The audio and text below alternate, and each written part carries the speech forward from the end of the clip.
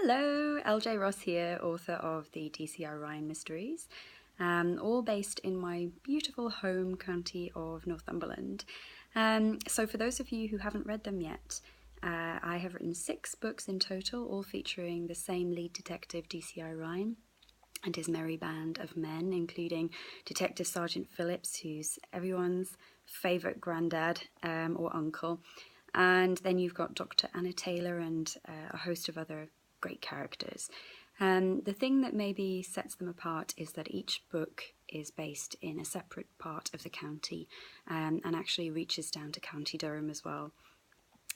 We begin with Holy Island, which is a beautiful tidal causeway island off the coast of Northumberland, which if you happen to be on the train between Newcastle and Edinburgh, you'll see it kind of rising mystically from the sea on a clear day, and it's even better on an atmospheric day because it looks extra spooky, which was fantastic when I was writing the book of the same name. So after that we moved to Sycamore Gap, which is that famous stretch of Hadrian's Wall where the wall dips into the valley in a U shape, and there's a beautiful sycamore tree which stands in the centre. And in that book a body is found in the middle of the wall, buried and forgotten about, or so the killer thought. After that we moved to a place called Heavenfield, which is a beautiful little church as you go along the military road in Northumberland, which traces the path of Hadrian's Wall as well. And this church was actually the site of a very famous battle hundreds and hundreds of years ago between Oswald of Northumbria, who was, some say, the first king of England. So it's a very atmospheric spot again. It's the sort of place where it looks as if it's just been dropped from the heavens and forgotten about. But when you visit it, it's got no electricity, and so when you go in there, it's all gaslit, especially at Christmas time, and it's got a lot of character to it. After that, we moved on to Angel, was the next book, the 4th book, which was based in and around Newcastle city centre. And that was quite a pacey novel, and it took us around some of the sites in the city, and obviously that famous monument, the Angel of the North, which greets anyone visiting the city for the first time as you come in on the A1.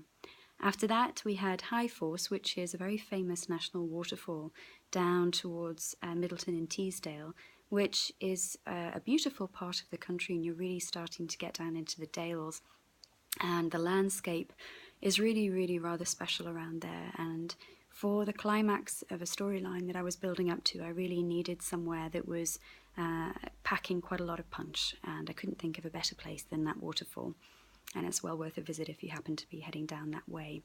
Finally, we had book 6, which was based, or at least inspired by Cragside House in Northumberland, which was owned by William Armstrong, a very famous industrialist in the 19th century. And he really had so much money. He built a lot of the city of Newcastle as we know it as well. But Cragside House is really spectacular and very well worth a visit. It's managed wonderfully well by the National Trust, and if you are interested, I wrote a little article on TripFiction website about why I was inspired and a little bit more about my books and the characters.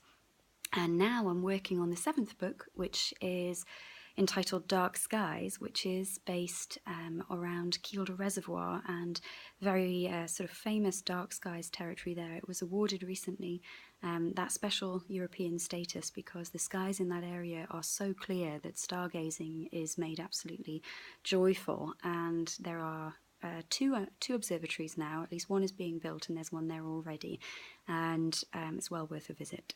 So in Dark Skies, I guess we'll be looking at a slightly different feel. It's really expansive, the landscape around there. There are forests and obviously the huge reservoir. There's so much room to get lost in if you were either a killer or hunting a killer. So I'm really looking forward to seeing how all the readers enjoy that book as well.